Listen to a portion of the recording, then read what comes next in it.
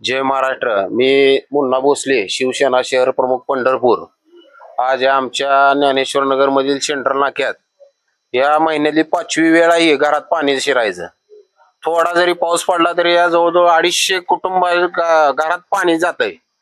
3 वेळा आम्ही सीओ साहेबांना सांगितलं होतं काय उपाययोजना करा। पाऊस यायच्या आधी इथे ठेकेदार आहेत, गटरीचे ठेकेदार कुसूरकर म्हणून, त्या कुसूरकरला आम्ही सांगितलं होतं गटार स्वच्छ साफ करा, गाळ नाही काढला तर घरात पाणी जाते। गेल्या वर्षी तीच परिस्थिती होती, पण कुसूरकरनं आता त्यांना काम कोणाच्या अभयान दिले काहीच कळ नाही।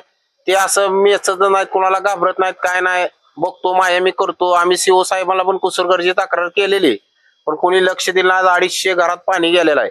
5वी वेळा ही पाणी जायची। सकाळी आम्ही आज सेंट्रल नाक्यात इथं आंदोलनाच्या तयारीत होतो सकाळी, त्यावेळेस मग सीओ साहेबांना कळलं आंदोलन करणार आहेत म्हणल्यावर आमचे संपर्क महेश नानासाठी ह्यांनी पटकन तिथं आले। सीओ साहेबांना आणून सगळं आम्ही दाखवलेलं फिरून। सीओ साहेबांनी हे 2 दिवस जाऊ द्या म्हणले, एस्टिमेट करून तिथलं पाण्याचं कायमच उपाययोजना करतो आम्हाला शब्द दिलेला आहे। त्यामुळे आम्ही आंदोलन सकाळी मागे घेतलेलं होतं।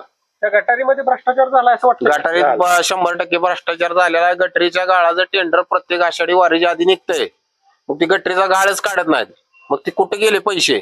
गाळ काढत नाही, तिथं दिले की दखल घेत नाहीत तिथं, कारण सगळ्याला टक्केवारी ठरलेली आहे। टक्केवारी खाऊन प्रशासन सहकार्य करत नाही। गैरव्यवहार झाला असं वाटतं तुम्हाला? आता ती माहिती नाही मला, तुमच्या वर्णासाठी सांगा। आमचं म्हणजे ही गटरीचं गाळ जी आहे ही एसटी स्टँड, नवीन एसटी स्टँड पासून इथं पाणी येतं या गटरीत, इथं खाली कैकाडी महाराज मठ या सगळ्या परिसरातनं बँकेपासून सगळं पाणी इथे येतंय।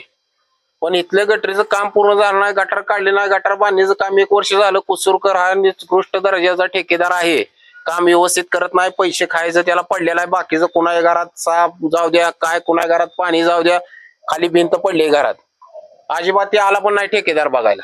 ह्या जेवढं पाणी आलंय, ह्या पाण्यामुळे किती लोकांचं नुकसान झालंय या तुमच्या? 250 कुटुंब आहेत, 250 घरात पाणी गेलेलं आहे, भरपूर नुकसान झालेलं। आज सकाळपासून सगळी बाहेर आहेत।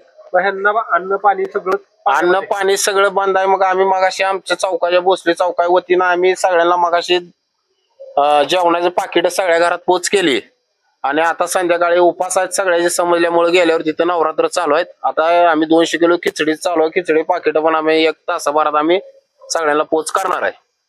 तिथं अपघात काय घडलाय का? मागच्या 5 वेळा पाणी आलं त्यानंतर अपघात घडलेला आहे। त्या गटार आपली खालची मोठी, त्यात एक पोरगं बुडता वाचलेलं आहे 6-7 वर्षाचं। आमच्या तिथले ते 2 पोरं होती, ते आदित्य आणि हे, त्या दोघांनी सुरईने त्यांना बाहेर ओढून काढल्यामुळे ते पोरगं वाचलं, नाही तर मोठी दुर्घटना घडणार होती, जीवितहानी झाली असती मोठी।